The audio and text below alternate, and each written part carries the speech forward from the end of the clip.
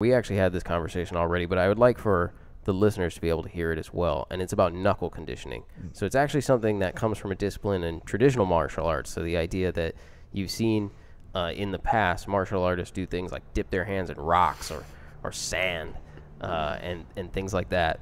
But it's still something that people practice today in other combat sports. And you could still find videos, for instance. Hot wax. Yeah, exactly. You could hot wax? Yeah, that's what several people have offered to do that for me, and I'm like, ah. Exactly, right? Never heard of that. Exactly, right?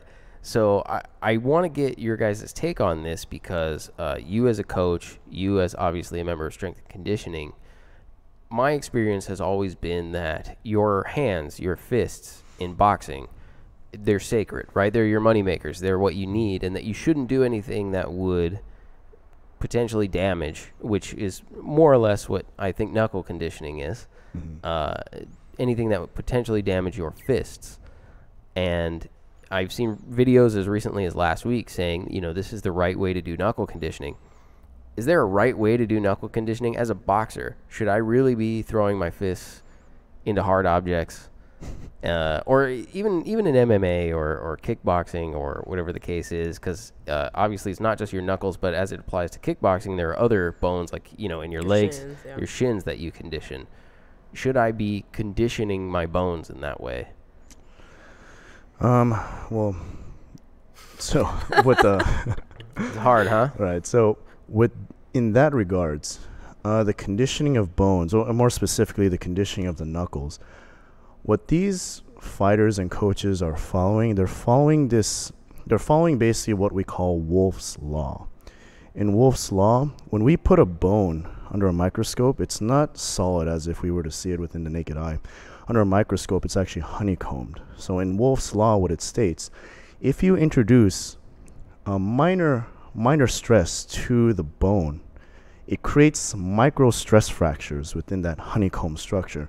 And with those micro stress fractures, the brain actually detects it and starts sending calcium deposits. And because of the fact, like, okay, the structure within my fist, say I'm conditioning my fist, brain's like, the structure within the fist is kind of breaking down a little bit.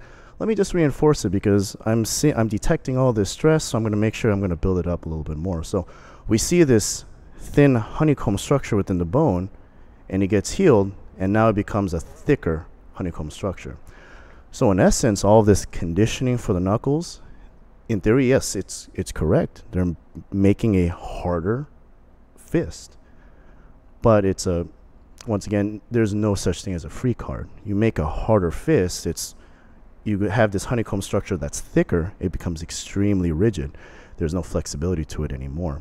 And not to bring up something really bad, but the Anderson Silva incident where he snapped his shin. Oh, yeah, that's a great example of that. You saw his shin bone was too rigid. And once he started making contact, and to add to that, even though the body heals those stress fractures, it's like you break like something in half and then you glue it back together.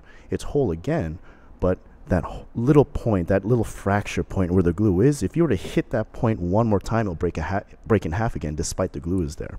That's what's happening with the fist. Yeah, it's all nice and thick and pretty much sturdy again, but there's still a lot of stress fractures right there. And you connect at that specific stress fracture at a very extremely hard, it will break everything. And that's what happened with the shin right there. There was probably a stress fracture right there in Silva's shin.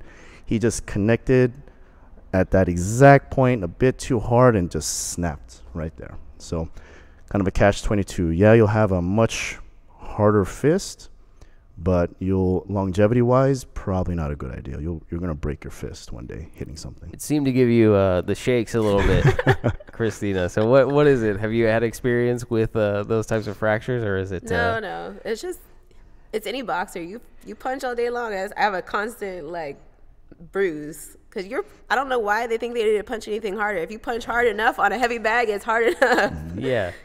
Exactly. I agree. I've always been of the camp that you do everything you can do to protect your hands, and I see that there's, so are you saying that you've never dipped your hand in hot rocks because, that's not part of it? You remember the old kung fu movies? They Yeah, always they're used to just, show like, that. hitting the guys sand. who would like Yeah. and then like the more advanced you get, it would go from sand to like gravel. Yeah, like and then to the just steel straight, pebbles. Yeah, straight rigid rocks. I'm good with like Tiger Bomb. Oh man.